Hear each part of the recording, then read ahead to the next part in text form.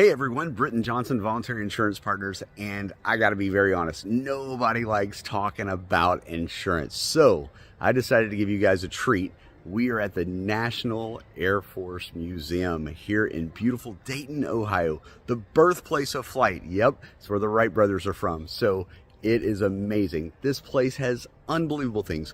Behind me, you are looking at Air Force One, the very first one to actually have jets. All right, in 1959 they got rid of the prop plane for the president's planes, so we're going to take a tour of it today. It's super cool, and I'm going to give you a little history on it as well. So dig this. JFK flew in this first customized presidential plane. All right, they got rid of jets they got rid of the props right before. This was JFK's plane in 1962, and it was redesigned all on the inside by Jackie Kennedy. Nonetheless, she had a little style to her, so she wanted something better than the old school military prop planes. It's pretty nice in here, so you guys get to take a tour with me. Follow along.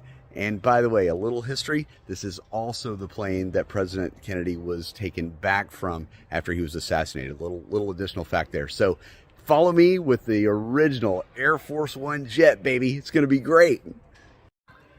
Welcome aboard Air Force One. What you are looking at is the first customized presidential plane. This is the first one that was there without props, so this is a true jet. Now, it was redesigned interior-wise by the Jackie O. Kennedy. She had a little more style than the Air Force typically did back in the day, so she kind of put this together. Now, there's some very interesting components to this. This jet was also the jet that President Kennedy was carried back on after his assassination. Sorry for the echo. There's a lot of protected plexiglass.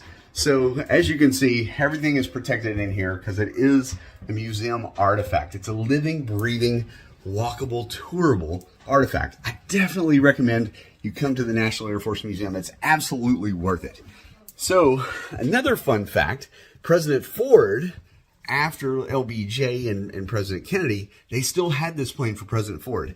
And President Ford loved Coors beer. Now, this was before Coors was offered nationally, so he would actually have his Secret Service sneak Coors beer on this exact jet, on Air Force One, to show that it truly is the coolest, cleanest taste of the Rockies. Anyhow, I just wanted to show this to you guys. I thought it'd be a lot more fun than sharing a bunch of insurance stuff. It's absolutely amazing in here. It is a 707, built in 1962. And another little fun fact, the motorcade for the president would always arrive before this jet. Wherever the motorcade was going, they would ship it first before they would ship the president. He needed a car, he needed a ride right when he got off the plane.